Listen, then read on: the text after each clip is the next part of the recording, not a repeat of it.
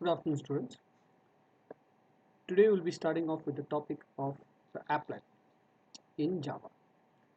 Now, I have already given you this book and you have already bought this book, but here is the ebook version of this one. So, here we'll be talking about there are two types of applets, right? One is that the very traditional one, which is means the based on this applet class, right? And the other one is based on the swing class, right? Which is the J applet, which is the newer version of the applet. Actually, this version has become absolute now. We don't use much of an applet in any applications, right?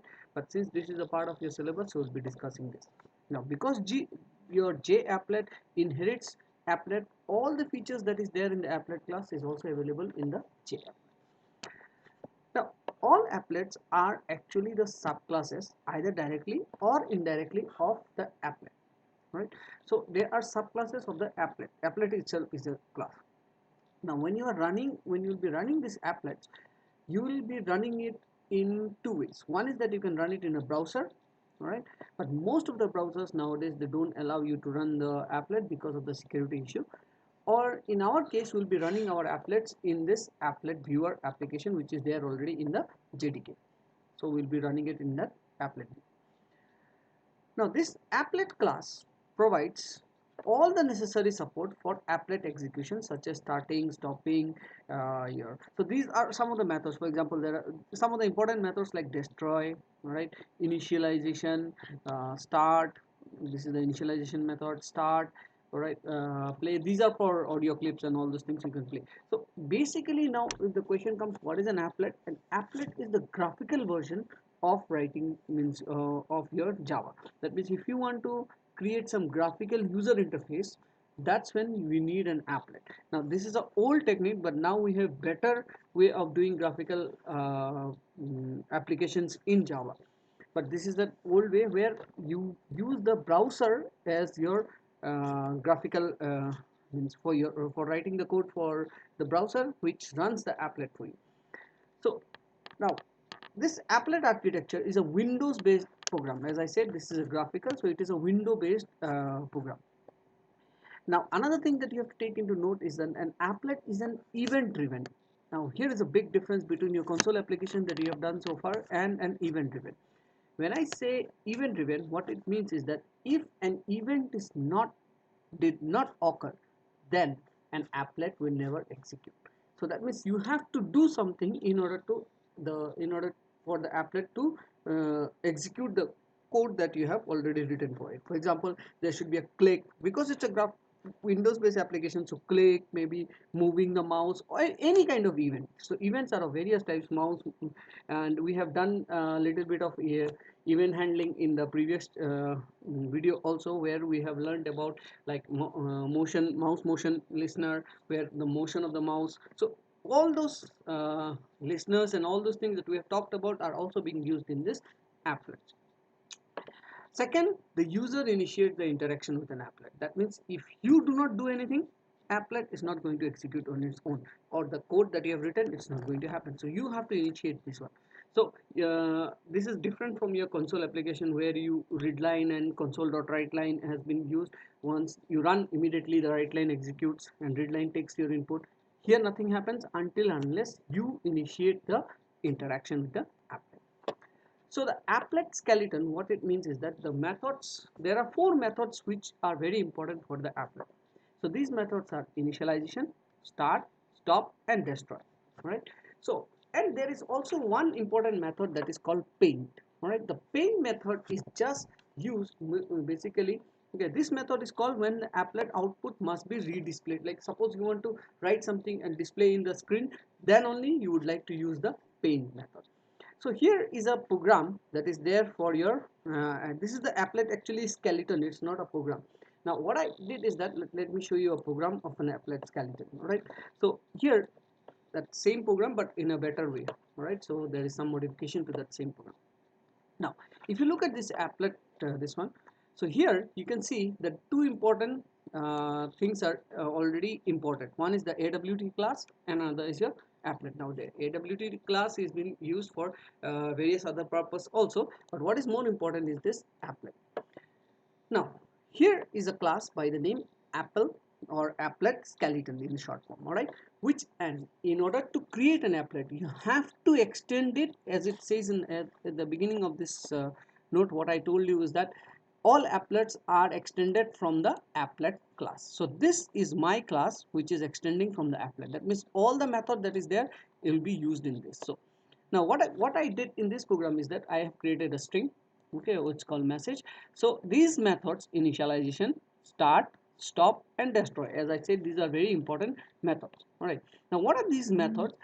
The moment an applet starts, right, that means the first method that will be called always is the initialization. This is where all the initialization of your if you are using any graphical objects and all, then all this initialization will be done over there.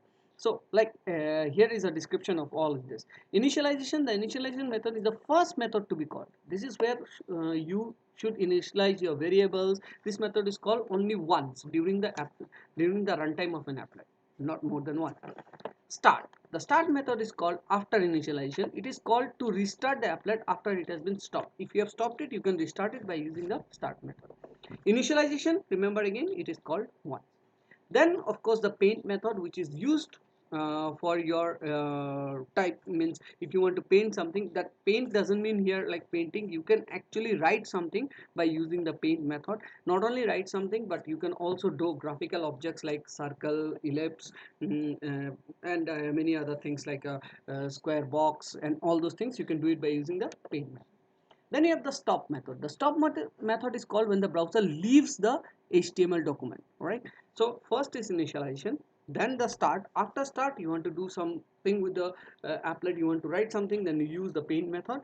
Then when somebody closes the browser, then it is stopped. And finally, you have got something called destroy. The destroy method is called when the environment determines that your applet needs to be removed completely from the memory.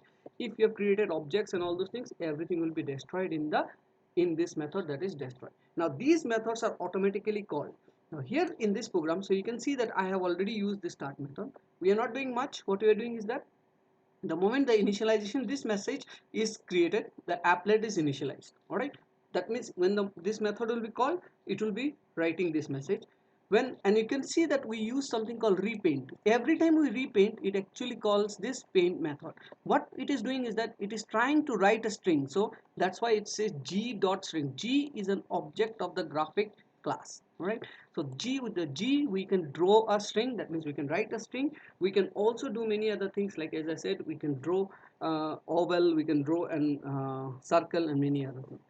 So this, whenever we'll be calling this repaint, it will be calling this, and it will be displaying the message in this coordinate 6 and x and y coordinate. All right, so every time, so first time when the initialize will be called, it will be displaying the applet is initialized, right? Then it will add up. Why I wanted to add up? Because if in once initialize is gone and if you do not say message plus, then what will happen? It will display only this method. Finally you will see only one means message, that is the applet started. You won't be able to see the rest of them.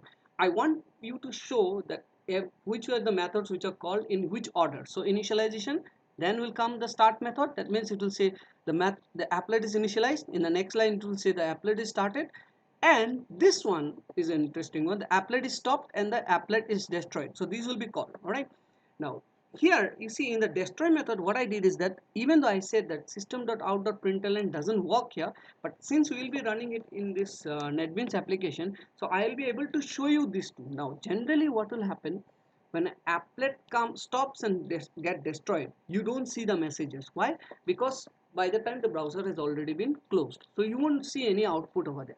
But if I use this one, so I will be seeing the output screen in this one.